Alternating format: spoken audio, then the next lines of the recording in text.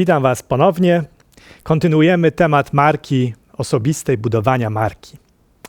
Jak już ostatnio Wam wspomniałem, silna marka sprowadza się do tego, żeby być sobą, być spójnym, wyjątkowym i znaleźć kontakt ze swoimi odbiorcami.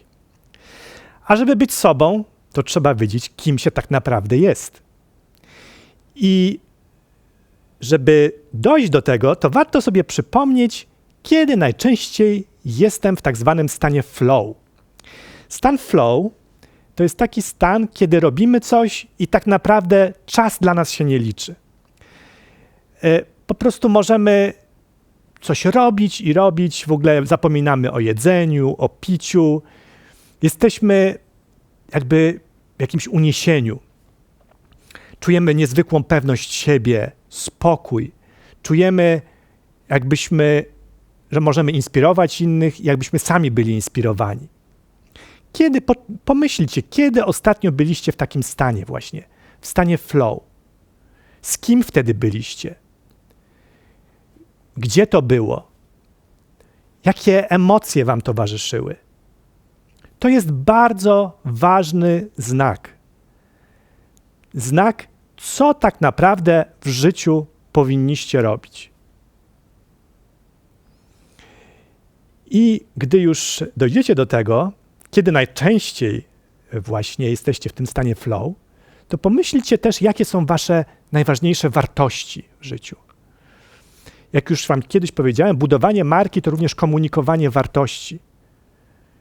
Jako marka musicie wiedzieć, co się dla was liczy, co się najbardziej liczy. Także jakie są wasze podstawowe wartości? Kolejna rzecz to, musimy po prostu, jeżeli już wiemy tak naprawdę, kiedy najczęściej jesteśmy w stanie flow, to będzie może łatwiej powiedzieć, co tak naprawdę kochamy robić. Co sprawia, że nie możemy się doczekać rano, żeby wstać z łóżka i znowu zacząć to robić? Jakie są nasze pasje? I jak się to ma do tego, czym się na przykład zajmujemy jako muzycy? Z kim najchętniej lubimy coś robić? Co to jest? Jaką rolę wówczas lubimy przyjmować? Czy lubimy coś robić przede wszystkim sami, czy może lubimy coś robić z innymi? To też są istotne dla was informacje właśnie służące temu, żeby określić, co tak naprawdę najbardziej was kręci, co powinniście robić. Jak już wiecie, co kochacie, jakie są te wasze prawdziwe pasje, z kim najchętniej coś robicie, to teraz jakie są wasze atuty największe? I tu od razu powiem, że jest taki test Gallupa, on jest dostępny w internecie, więc jeżeli mielibyście czas i ochotę, żeby taki test wypełnić, to może też wam dać ten test bardzo dużo informacji o was, o waszych największych atutach.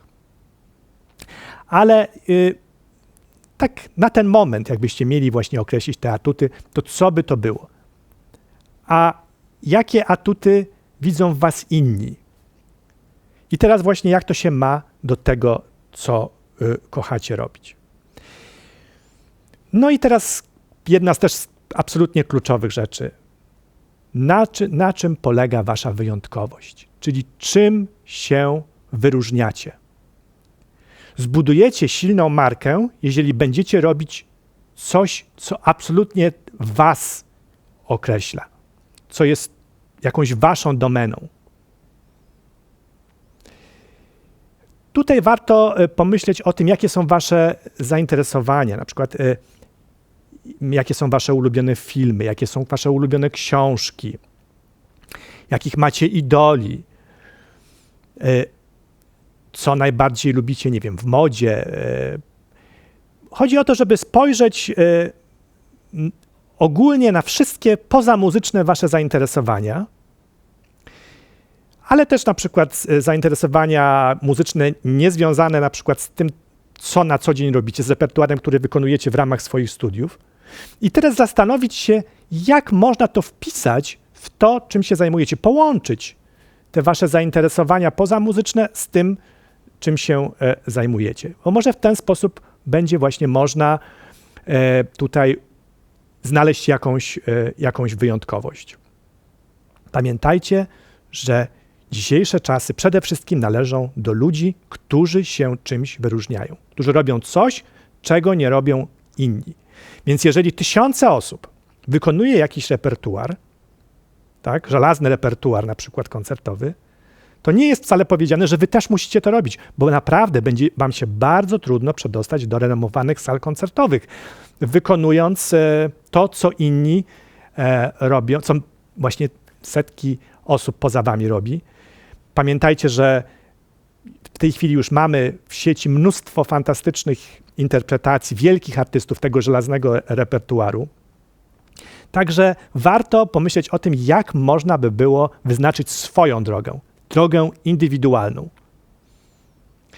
No i kolejna ważna rzecz to po co robicie to, co robicie.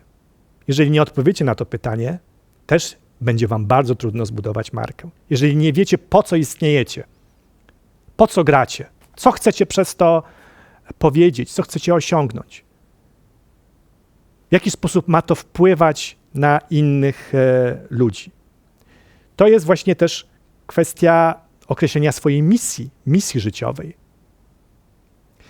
Także kim jestem, na czym polega moja wyjątkowość, po co robię to, co robię.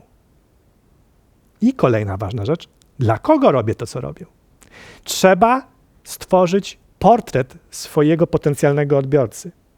Kim są ludzie, którzy mogą być zainteresowani moją sztuką?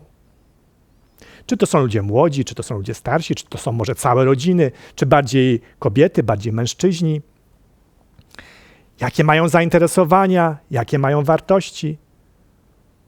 Pamiętajcie, że właśnie najłatwiej jest zbudować tę grupę gorliwych fanów poprzez wspólnotę wartości. Tak więc mam do was prośbę, żebyście zastanowili się właśnie nad tymi wszystkimi aspektami, o których powiedziałem. Co kochacie? W czym jesteście świetni? Na czym polega wasza wyjątkowość? Po co robicie to, co robicie? I dla kogo robicie to, co robicie? A w następnym odcinku podam wam kilka przykładów artystów, którym właśnie udało się zbudować silną markę osobistą.